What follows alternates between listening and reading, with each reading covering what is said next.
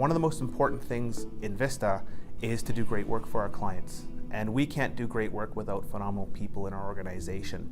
It's very important to bring great people into our company. This takes a really holistic approach to ensure that we're bringing in the right applicants and hiring the right people.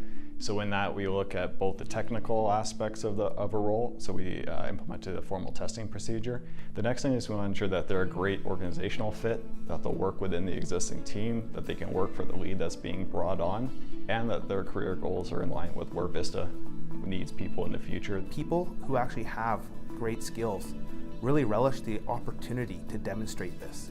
Most companies rely on hiring based on an interview and a resume. That's a really bad predictor of if someone's going to be competent at doing a very technical job like we have at Vista. Candidate testing is a tool that allows us to improve the success of our hiring. It's better for people that are candidates because they get a better idea as to what the role is going to be and what the expectations are. Best of all, it allows us to interview not based on can they do the job, but can they actually fit with the people, the organization, the clients we have to deliver great work. In the current job market, we have hundreds of applications for the same job. And it's hard for top talent to really put themselves at the top of a short list if they don't have the explicit experience that most recruiters look for. We've been able to expand our applicant pool quite significantly. And that means uncovering talent that we would have never considered a couple of years ago. And in those, a lot of the hires have been some of our top performers. We'll try to trim it down to 20 to 25 tests, and I would say 10 to 15 of those were people that we traditionally not look at in the past.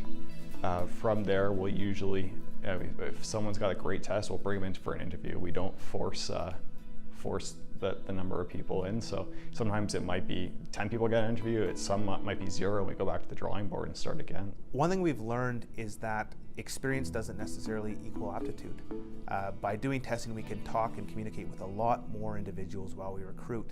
What we find is sometimes the people who wouldn't have been in our top 3 for candidates actually turn out to be our best candidate. It happens both ways. You have people who have done the job at a competitor for 15, 20 years, and you ask them to do a sort of a junior level task and they're not able to.